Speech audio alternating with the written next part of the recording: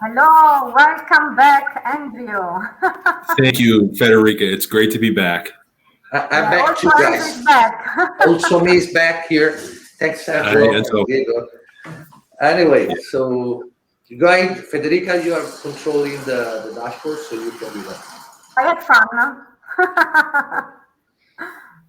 Okay, so Andrew, if you're ready, let me see if you can share your screen so that we can. Yes. Fantastic. Okay.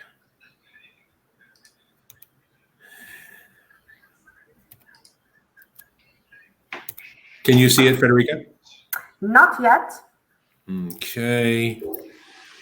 Just click on share and select the screen, the window. There we are. Fantastic. Fantastic. So to you. Now can you see? Okay, very good. Well, thank you. We see the wrong side, I think. We see the one with the preview.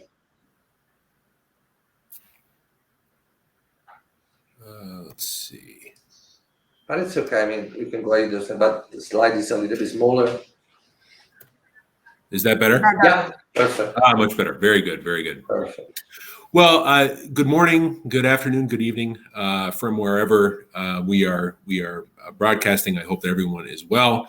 And this is the latest series, and I'm most honored and humbled to be able to present Masterclass. And this particular iteration is RevPAR to RevPAM, revenue per available room, as it's evolved into revenue per available meter.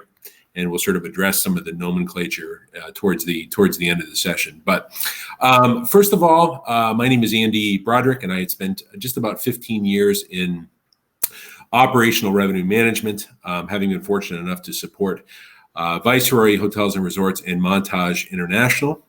And one of the things that I saw, in the evolution of the discipline was really the evolution away from historical, or I guess characteristic revenue management of just rooms, with the changing dichotomy of the ownership model, the asset manager model, and ultimately the stress and the pressure to extract more flow.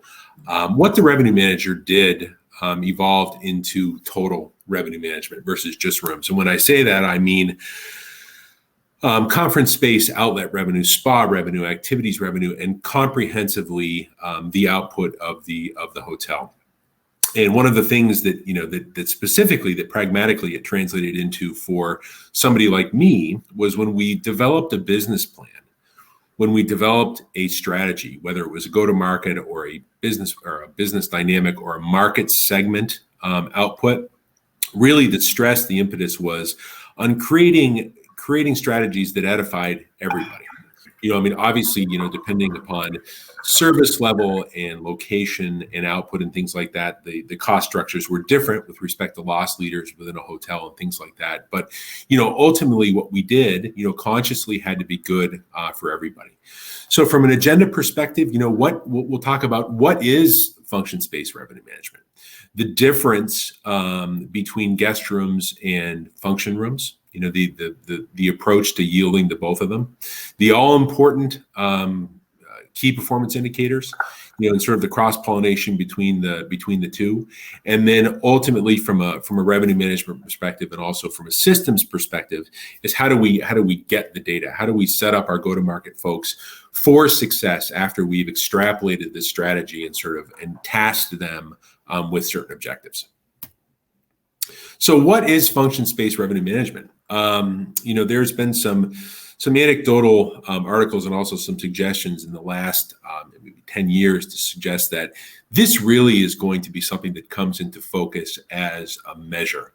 And specifically, a Cornell article that we'll reference, stated that the conference-based revenue, specifically based upon how that revenue flows relative to other contributors within the hotel organization, could be the second largest contributor to the hotel. The proliferation of the social catering dynamic and the function-based management really brings it into focus as a key indicator of a hotel or a resort's success, both in the short and long-term period. And again, to sort of preface the comment with pre-COVID, you're looking at, a booking window that could be considerably longer than a garden variety rooms reservation, which is to say the 2, 3, 4 years out, just given the organizational dynamic and, the planning that goes involved, this becomes a very important optimization, a part of the overall strategy.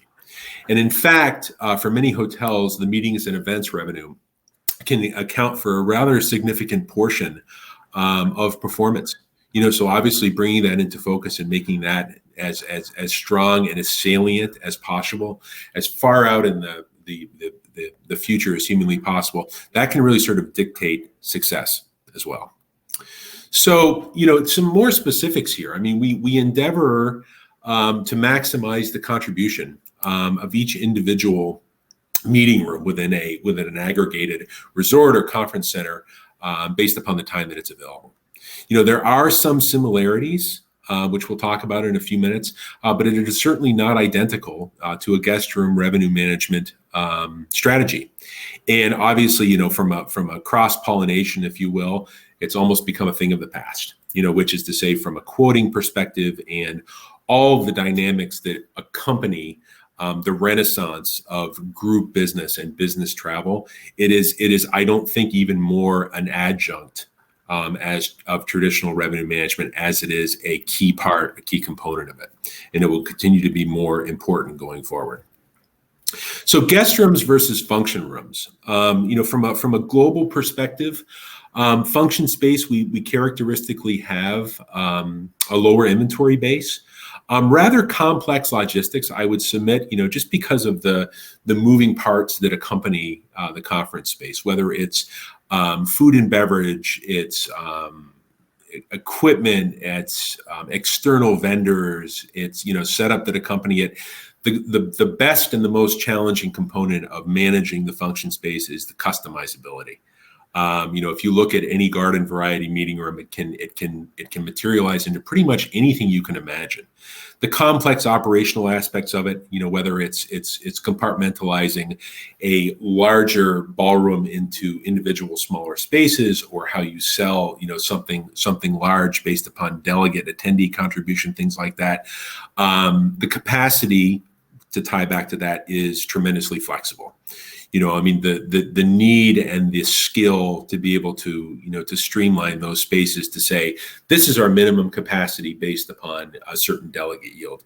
This is our maximum capacity just based upon perhaps what, a local city or municipality might permit. There's a lot of factors that go into, to trying to yield that.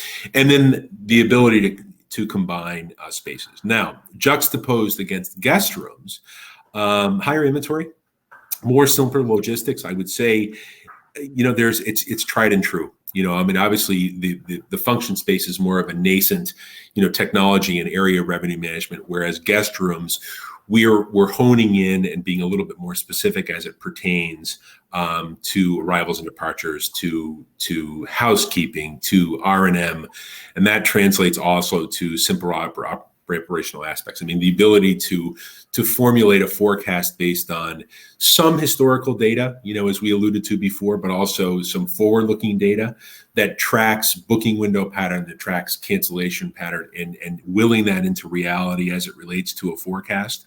The flexibility is a little bit more lax, which is to say, I said, just based upon the size of the room.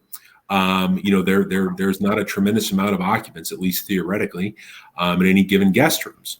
And also the combination, whether it's a suite that will attach to a guest room or multiple rooms that can be connected together. Those are some of the similarities, at least from function space to guest rooms. A slightly more detailed comparison is we drill this down a little bit more organically between function space and guest rooms. On the function space side, residential and non-residential, and day parts. And we alluded a little bit to this. My colleague, I believe from Duetto, spoke on this. Is that the function space, could theoretically be sold in the same room 3 times a day, 4 times a day. If there was an early morning meeting, a lunch breakout, and then perhaps, an evening function, whereas guest rooms, for the most part, unless you're operating in an airport area, typically it's an overnight stay. Multiple sales in the same day under function space, and then event types. Again, as we spoke of before, if you can imagine it, you can probably will it into existence in function space. The one challenge that does sort of segregate function space versus guest rooms are the limited distribution channels. We're lucky enough, as far as guest rooms are concerned, to have our brand.com, we have our voice agent, we have our CRO, we have our third-party partners that allow visibility and exposure of our inventory across many different channels. Anecdotally, with my revenue management experience in the past, theoretically, anybody who had Wi-Fi and a laptop could become an online travel agent, whether they're parsing inventory from different sources or have the access to additional inventory base. You could sell your rooms. And then function space has slightly dynamic pricing, and I submit that that's something that is probably going to change as the evolutionary dynamics of catering and conference and groups come back. But by and large, there's a certain, I don't want to say fixed and unyielding price point, but based upon a floor and ceiling, it does not have quite the flexibility that the guest rooms would. Now, on the guest room side, residential, nightly stays, sold once per day, and it's predicated as again, one of my colleagues said, 20 hours of occupancy, from check-in time until checkout time. And we have almost unlimited distribution channels, as far as guest rooms go. I mean, the way that, inventory rates and space can proliferate, on a number of different visibility channels is unlimited and very dynamic. Again, anecdotally, having worked in an urban environment, we might be changing rates 10, 12, 15 times a day, just based upon hotel or activity that's taking place in the hotel or in the market. So let's drill down a little bit further to the key performance indicators, and this obviously gets a little bit closer to the data extrapolation and how we will these KPIs into existence. Function space KPIs, from my perspective, the benchmarks are revenue by availability by the area, occupancy by availability, and then I would submit that the most key indicator is revenue per attendee. And this ties very closely to revenue per guest and guest rooms. To further sort of talk about this is that we would frequently do analyses on interflow of guests, not so much in terms of what they have as far as room night spend, because from a parity perspective, this theoretically should be very similar, notwithstanding the commissions and whatnot that you pay. But does a guest who's coming from one channel spend similarly in the outlets? Does he or she go to the spa? Does he or she go to the 3-meal restaurant? Have activity spend? So guest room metrics, as we all know, we have our beloved RPI, we have our occupancy, and we have our revenue per guest. So there is a little bit of cross-pollination. There is a little bit of similarity between the function space, revenue management, and guest room. But we'll drill down a little bit further, as we get into the nuts and bolts of how we actually will yield this. So a great quote here is, information is the oil of the 21st century, and analytics is the combustion engine.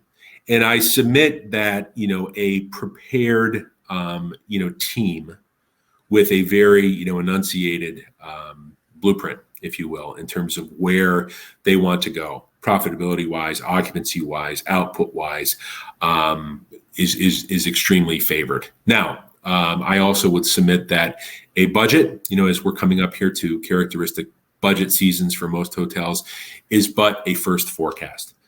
Things will change. The world and the markets are still in a tremendous state of entropy, so we need to be ready to pivot, but at least gives a little bit of a guidebook to how our business will be managed. So our challenges, these are the two real benchmarks, everyone, as it pertains to how we'll evolve the function space revenue management into reality and really incorporate it as a science to part of revenue management. One is the data extraction. Where are we going to sort of get these data points from? How are we going to know displacement data, profitability data, the realities, the logistics of, a full house versus a house that's half full, and how do we sort of will that into an occupancy forecast? How do we will that into a labor management and a product management dynamic? And then the KPIs. Without the data, it becomes very difficult to benchmark those key performance indicators. Knowing that our go-to-market folks that are working in sales and catering can visualize the difference between a room left vacant or a room at 50% occupancy or a room at 100% occupancy with requisite food and beverage contribution and activity, how does that affect the bottom line? I've always sort of advocated the need of making those folks partners in the revenue management too. I mean, the greater extent to which they're able to understand the impact of a decision or an RFP being accepted based on certain criteria, they've got a vested interest, and they all of a sudden become profit partners in terms of output. So function-based KPIs, and we've alluded to this a little bit, and I'll just go over this quickly, but we endeavor to have occupancy by function space, by physical space, and by area, revenue by the same criteria, delegates, number of attendees. This is an interesting dynamic, to manage, because obviously, I mean, if in a room that would theoretically hold 100, we could sell it from a function space revenue management dynamic to 10, so long as there's a minimum and there's a corresponding revenue that accompanies. Usage hours by day part, by hours. One of the things that I sort of discovered was the need to be mindful of the dead time, if you will. I mean, if we've got a benchmark event that is meant to take 2 hours, but the client wants to spend 4 with no accompanying food and beverage and nothing to complement that, that's fine. But we also have to be mindful of the profitability impact that has on the possible displacement of an event that might come in before, after, or during that might be more profitable. Average spend by delegate, and then conversion rate. And this obviously is a big consideration on the room side, and I would submit that it's a big consideration on the function space side too. The interflow of an RFP or a lead for conference space is gold. I mean, it is absolutely penultimate, especially now, as it relates to the future-looking management of our business. So how can we, as directors of revenue managers, set our go-to-market folks up for success, set our sales and catering folks up for success to be able not only to be able to respond quickly with fingertip data, but also to have options, and we'll talk about that a little bit here as we get into further drill down as far as the data goes. So how do we get the data, from theory to practice? And this will submit a practical application as far as your internal sales and catering system to modify the interflow of data, and then to sort of set up your go-to-market folks for success. So to effectively optimize the function space, what we want to do is to streamline the sales and catering operations with science that is tried and true for revenue management to maximize profitability while optimizing our function space utilization. We'll do that in 4 different ways. We want to automate complex selling decisions, visualize booking alternatives. One of my great DOSMs from Montage told me, he said, it's not so much what you book as it is what you move.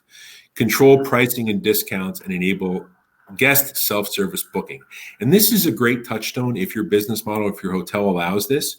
If you've got a number of I would say, smaller meeting space dynamics, why not let the guest sort of drive that from the beginning and book it like a guest room? It takes away some of your internal labor. You're not going to have any displacement, and you control that, on your booking engine or on your website, much as you would just the availability of rooms. So the building blocks in terms of the internalization of the data, event packages. I would submit that what a hotel could do as it goes to set up its sales and catering system to really optimize, to potentiate the output of those sales and catering folks, is look at 7 to 10 different event types and say, well, this is typical for what we would see, on a midweek pattern or on a weekend pattern, so that the sales folks, as we'll see in a second here, can drill down really quickly and say, what my RFP, what my potential client is looking for fits most closely into this package. with minor customizations. Then your sales and catering folks have got the ability to push that out, respond to that RFP, and get that business converted. The great thing about this is it minimizes the manual labor and the customization.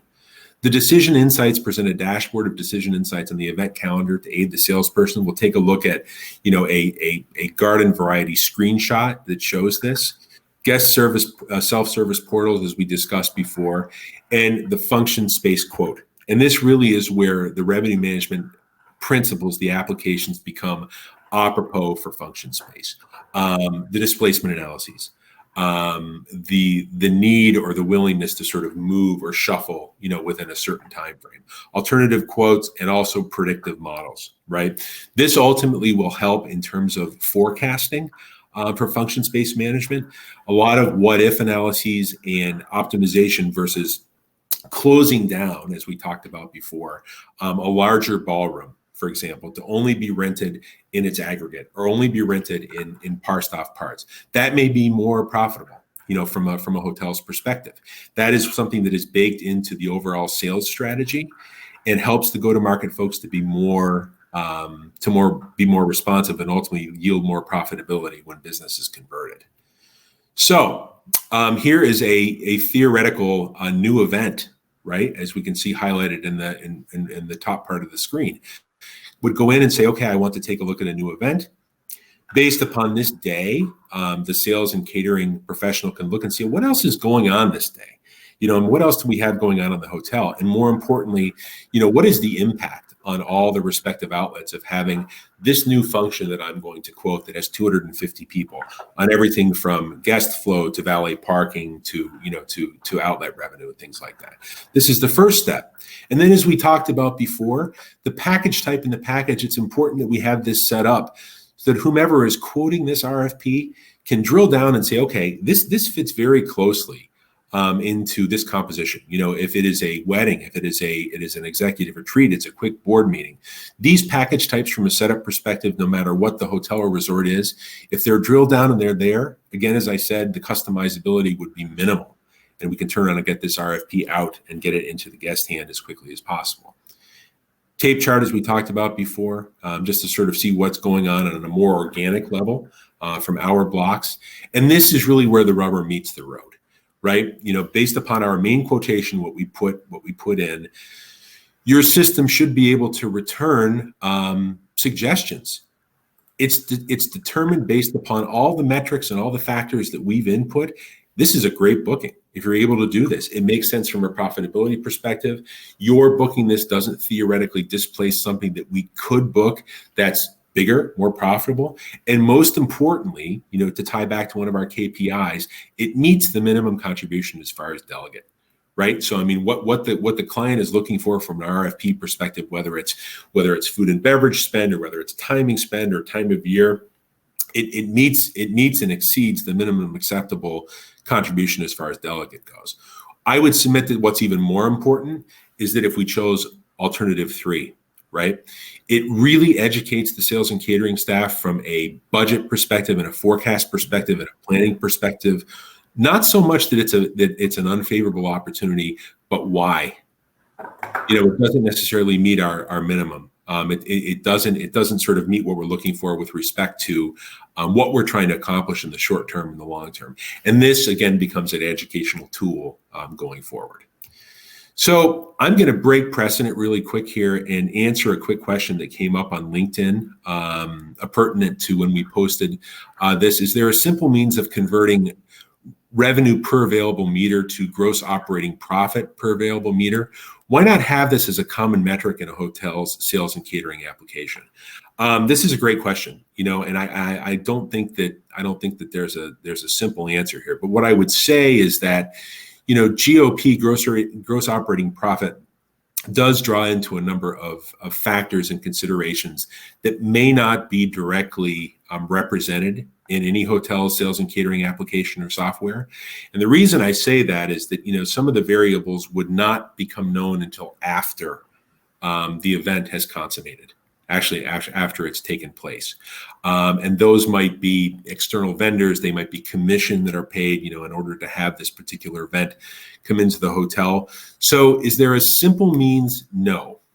However, responding to our clients' demand of really sort of evolving to a total revenue management model, and specifically incorporating function-based revenue management into the overall RM strategy, we as a provider need to get there. I think that this will be an important metric going forward. So I thank you very much for the opportunity and for the time, and I hope that this did illuminate what we perceive as being a continually important part of a hotel and resort's overall strategy. It is a tremendous profitability channel, and successful deployment, statistics, and data management will usher it in as a continual good source of profitability. Right, amazing. So we still here, guys, from the suite of on top of the world, Ushuaia di Ibiza. Thank you, Andrew. It was brilliant. You didn't know that you will connect with us since the beginning of the episode, or you just checking when was your turn? Yes. Okay, so you better go back and watch the recording. We did a nice introduction showing the location we are sitting, and it's a 10,000 euro night suite here, and you should have a look at it. Very nice. Good. Thank you, and see you on the next episode. Ciao, Andrew. Thank you very much. Thank you, Andrea. Ciao, bye.